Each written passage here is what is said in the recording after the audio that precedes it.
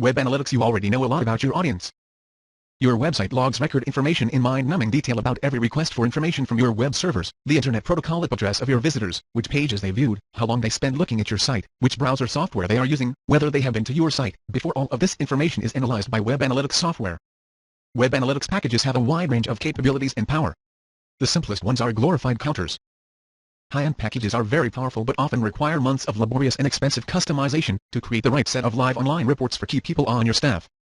Such packages can tie into other systems within your company to give you a more complete picture of the ongoing interactions with your audience.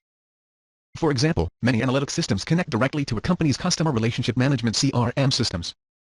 In general, there are three main uses of web analytics software: CAN reports, data mining, and dynamic content presentation. Let's discuss these further. CAN reports. Specific reports can be generated typically on the fly or at specified intervals to report on a number of activities. The set of reports does not typically change. They normally report simple statistics about the number of visitors, popular entry pages, and distributions of traffic by time of day. Some offer clickstream analysis showing the popular sequences of clicks and pages that users take to navigate your site. The efficiency of your sales funnel can also be measured by examining the conversion rate of every step in your sales or checkout funnel. Special offers to repeat visitors. The possibilities for personalizing your content are almost endless. Web analytics packages can be used for almost any purpose. In recent years, many of them have increased their focus on tracking the effectiveness of online marketing programs. They offer built-in reports for tracking separate marketing channels. Pay-per-click spending and return on investment (ROI) can be measured down to the keyword level. Support is typically included for simple landing page testing. Traffic sources and their variability. Your audience is not homogeneous or uniform. Streams of diverse people visit your site as a result of your current and past marketing activities. None of these streams fit together very well, so it is dangerous and misleading to stitch them together into a unified picture. If your audience consisted of a 6-year-old in San Diego and a 74-year-old in New York City, it would be silly to describe your average visitor as a 40-year-old from Kansas. Yet similar conclusions are often drawn from web analytics data. Try to keep your traffic sources separated and analyze them only within their peer group. The most appropriate segmentation may be to focus on specific roles and the tasks that you want your visitors to complete on the website. In other words, do not look at your overall site traffic, but focus instead on the demographics of the people who are actually interacting with the mission-critical parts of your site. However, if you segment too finely, you may have problems as well. When you analyze within a particular traffic source or marketing segment, be sure that there is enough data to draw valid statistical conclusions. Not only is your audience composition diverse, but these people act differently under different circumstances and conditions. Time of day can have very strong behavioral effects. Someone browsing surreptitiously at work will spend less time on your site than the same person on the computer in her home during the evening. Time zones can cause a shift in your audience at different hours of the day, as more international visitors have their daytime. Likewise, weekend behavior is different than that of the work week. There are well-known differences in direct response email marketing conversion rates based on the specific day of the week that a mail drop is done. However, the best days are completely different depending on the audience and the offer in question. So day of week turns out to be another unknown factor that must be considered in your testing.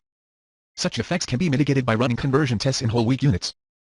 But longer-term time variations such as external event-driven behavior or seasonality can also play a strong role and are much harder to deal with.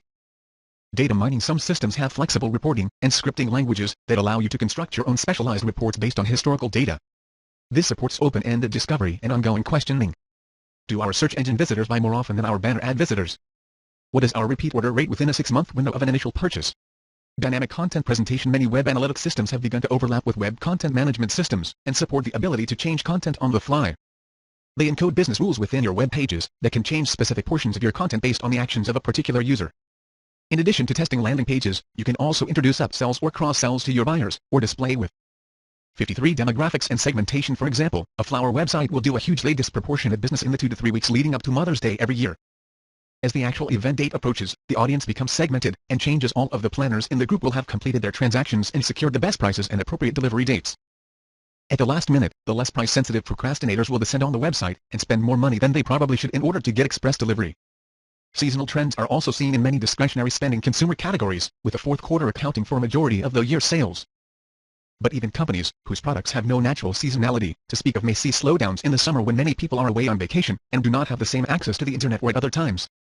Sometimes, your seemingly homogeneous audience is really not the same at all. For example, in the winter people from colder climates will tend to vacation in warmer places. In the summer this pattern reverses and southerners head north to escape the heat. As a result, many travel-related sites have strong seasonality, coupled with a changing audience mix. In such circumstances it is difficult to conduct certain types of conversion testing primarily having to do with your content or offers. Note some websites have such extreme audience changes and vicious seasonality factors that content conversion tuning is simply not possible. The predicted best answer will simply not hold up over time. However, even such difficult vertical industry sites can often derive some benefit from conversion testing. Instead of focusing on the specifics of their business, the variations tested can focus on the basic usability of their websites and effective and frictionless flow through the important tasks, such as booking a reservation or purchasing. The Ticketsnow.com website www.ticketsnow.com. Shown in Figure 3.1 will have the strongest conversion effects based on the contents of the highlighted featured offers. Since there is a limited supply of tickets for certain events, the featured promotions change frequently, and would make it difficult to even test the offer. However, the underlying page layout and site usability could be tuned independently of the featured offers. When you look at the suitability of the traffic mix for conversion testing, you should watch for three important characteristics: recurring, controllable, and stable. See page 80. Recurring. The traffic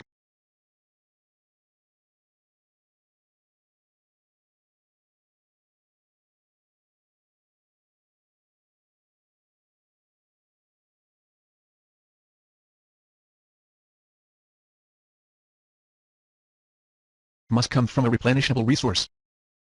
For example, PPC or banner ad traffic is essentially endless. You can get more of it as long as you are willing to pay. This supply of fresh meat is important, because you typically want to run conversion tests on new people, who have not been exposed to your company or website before. It is okay to have a high percentage of repeat visitors in your test, as long as the mix of visitors does not change, and represents a roughly constant percentage of your traffic. However, this is different from the traffic coming from a single email drop to a finite in-house list. Email campaigns come under the category of direct marketing, and have their own methods for testing and improving effectiveness. However, non-recurring traffic sources like email have many drawbacks for traditional landing page optimization, and must be used cautiously if at all. Controllable. It is easy to control paid search and other online media buys. Unfortunately, other traffic sources are not under your command. For example, organic SEO depends on changes in the ranking algorithms of the search engines, and you cannot predict what mix of currently high-ranking keywords your traffic will arrive from. You also cannot control the context in which your site was seen, i.e., the text of the search result that was shown alongside your link. Nor can you directly specify the pages on which the traffic will land. However, SEO traffic can still be used for tests, if it has a record of being historically stable in terms of the volume and mix of landing pages. Stable. Even if your traffic is recurring and controllable, it may not be stable. For example, you may see a periodic traffic spike, as one of your marketing partners pushes a special recurring campaign that drives visitors to your site. Or the turnover in the composition of your affiliate program results in a rapidly changing traffic mix. SEO traffic can also disappear overnight as the ranking algorithms are adjusted. Behavioral styles. Your audience can be spoken of in the abstract, but in fact it is like a continual snowfall of visitors landing on your site. No two snowflake crystals are exactly alike. You do not have access to the individual thoughts, fears, or motivations of your visitors, yet you must try to understand them. Since the individual level is not appropriate, some online marketers look for meaningful commonalities at a group level. One way to do this is by using behavioral frameworks. Behavioral frameworks sort people into exclusive categories based on observable behavioral styles or personality types. Any attempt to characterize your visitors is bound to be incomplete, but that's okay. You are just trying to understand them well enough to come up with more effective landing pages. Within this limited scope and purpose, online marketers commonly turn to approaches that might help them to better understand their audience: Myers-Briggs, Kiersey-Bates, and the Platinum Rule. Remember, no single framework is definitive or complete. No one has a complete corner on the truth. All you can hope for are better insights into your audience. Behavioral frameworks are excellent tools in helping to understand a real-life person. Unfortunately, they have significant problems when applied to landing page testing. Their focus is on improving an individual's self-knowledge and approaches for interacting with others. But landing page optimization deals with very large numbers of visitors. So each major category of visitors within a behavioral framework will be represented in your audience. This means that you cannot tune for a specific category without making inevitable compromises that affect all others. I will discuss a more appropriate framework of roles and tasks later in this chapter.